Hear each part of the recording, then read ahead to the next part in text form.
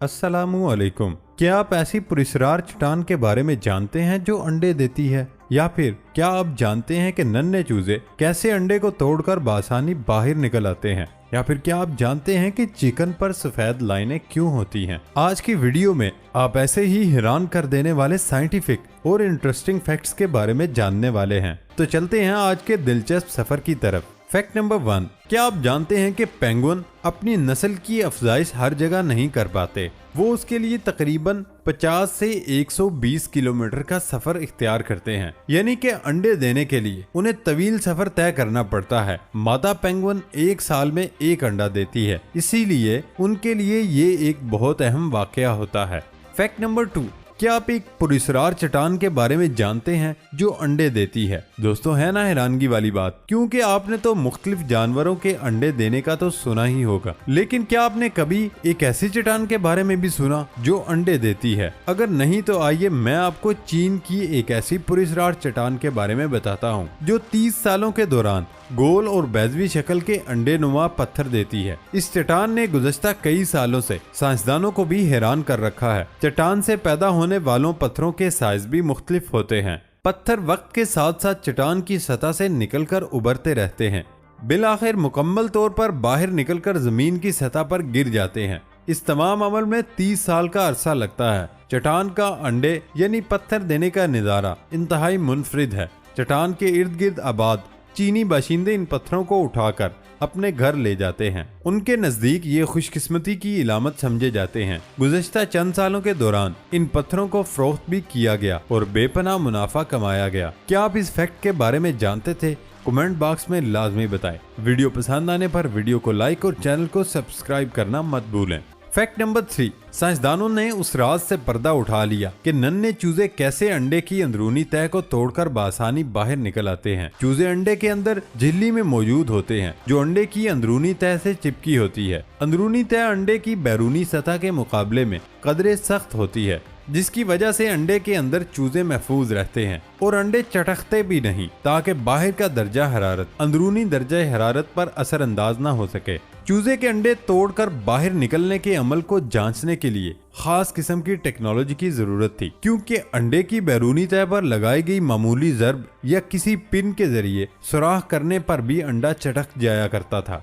तहकीककारों ने चूजे के अंडे तोड़ने के अमल को देखने के लिए जदीद टेक्निक इस्तेमाल की, जिसमें एटमी माइक्रोस्कोप, इलेक्ट्रॉन और जदीद एक्सरे शामिल हैं। तहकीक से साबित हुआ अंडे अपनी पैदाइश के वक्त बहुत सख्त होते हैं ताकि वो टूट न जाए, और जब अंडों में बच्चा बनने का अमल शुरू होता है तो एक झिल्ली बच्चे के गिर्द हसार कायम कर लेती है। ये बारीक झिल्ली अंडे की अंदरूनी तह पर चिस्पा होती है और हैरत अंगेज खुसूसियात रखती है। इस झिल्ली में नमू पाते हुए चूजे के लिए दरकार तमाम गजाई जरूरियात मौजूद होती हैं। झिल्ली वक्तन फवक्तन अंडे की अंदरूनी तह से गजाई अज्जा हासिल करती है और उसे चूजे के जिस्म में मुंतकिल करती रहती है, बिलखुसूस कैल्शियम, जो कि चूजे की हड्डियों की मजबूती के लिए बहुत जरूरी है। इस तहकीक से ये बात भी सामने आई, हिफाजती झिल्ली की जानिब से अंदरूनी तह से गजाई अज्जा लेते रहने के बायस अंडे की अंदरूनी तह कमजोर हो जाती है, यहाँ तक कि चूजे मुकम्मल नमू पाकर बाहर की दुनिया में आने के लिए तैयार हो जाते हैं। तब तक ये अंदरूनी तह अपनी तमाम गजाइयत चूजों को देने के बायस कमजोर हो चुकी होती है और चूजे अपनी चूंच से उसे बासानी तोड़ने में कामयाब हो जाते हैं। दोस्तों, वीडियो पसंद आने पर वीडियो को लाइक और हमारे चैनल रियलिटी फैक्ट्स को सब्सक्राइब करना मत भूलें।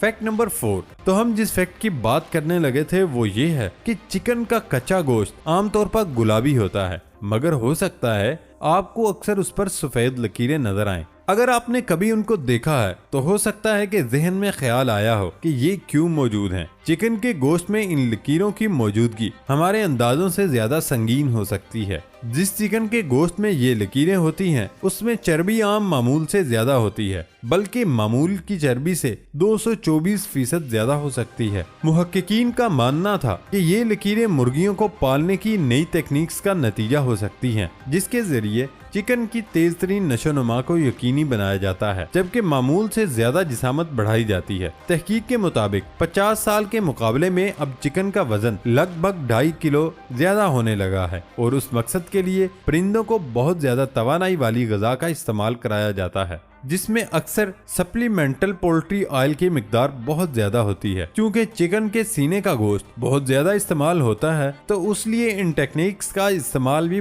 बहुत ज्यादा होता है, जिसके नतीजे में परिंदों में मसल्स की बीमारी का मसला आम है, जिससे गोश्त घट जाता है जबकि चर्बी बढ़ जाती है, जो सफेद लकीरों की शक्ल में नजर आता है। गुजरे बरसों के दौरान चिकन के गोश्त में ग़िज़ाइयत की कमी आई और उन खदशात को तक़वियत मिली कि ये सफेद लकीरें बतदरीज प्रोटीन की मिकदार कम करती हैं। ताहम मुहक्किकीन इस हवाले से यकीनी तौर पर कुछ कहने से कासिर रहे। वैसे सफेद लकीरों वाला गोश्त खाने के लिए महफूज माना जाता है, मगर उसका जायका बहुत ज्यादा अच्छा नहीं होता क्योंकि वो गोश्त ज्यादा सख्त होता है, जायका कम और ज्यादा अच्छी तरह मैरिनेट भी नहीं हो पाता। फैक्ट नंबर 5, समुद्री हयात के द्योहेकल जानवर जैसे वेल, समुद्री गाय और समुद्री शेर अपनी जिसामत और हैयत के लिहाज से खुश्की पर पाए जाने वाले मैमल यानी ममालिया जानवर के मुकाबले में कहीं ज्यादा बड़े और मजबूत होते हैं। लेकिन ऐसा क्यों होता है? तहकीक से हासिल होने वाले नताइज को मद्देनजर रखते हुए साइंसदानों का कहना है कि गर्म खून वाले जानवर द्योहेकल जिसामत के बगैर जिंदा नहीं रह सकते, क्योंकि ज़ेरे आब रहने के लिए गर्म खून वाले जानवरों को अपने जिस्म में ज्यादा से ज्यादा हरारत पैदा करना पड़ती है और ज्यादा से ज्यादा हरारत उसी वक्त पैदा की जा सकती है जब जिस्म के खुलियों की तादाद ज्यादा से ज्यादा हो। इस उसूल के मुताबिक किसी जानवर को जिंदा रहने के लिए जितनी हरारत दरकार होती है उसे पैदा करने के लिए जानवरों को अपनी जिसामत भी उसी हिसाब से बढ़ानी पड़ती है। अगर वो ऐसा नहीं करेगा तो उसकी नस्लें खत्म हो जाएंगी और वो सफ़ाई हस्ती से मिट जाएगा। तहकीककारों का कहना है कि वो जानवर जिनकी जिसामत छोटी होती है वो ज्यादा खुलियात न होने के बायस ज्यादा हरारत भी पैदा नहीं कर सकते। इसलिए अगर ममालिया की जिसामत कम हो तो वो ज़ेरे आब ज्यादा अरसे तक जिंदा नहीं रह सकेंगे और पूरी नस्ल का खात्मा हो जाएगा। गर्म खून वाले जानवरों को अपना जिस्मानी दर्जा हरारत बरकरार रखने यानी थर्मो रेगुलेशन के लिए एक मौसर निज़ाम की जरूरत होती है, जबकि उन्हें खुश्की पर पाए जाने वाले अपने ही जैसे दूसरे ममालियों के मुकाबले में ज्यादा ग़िज़ा की जरूरत पड़ती है।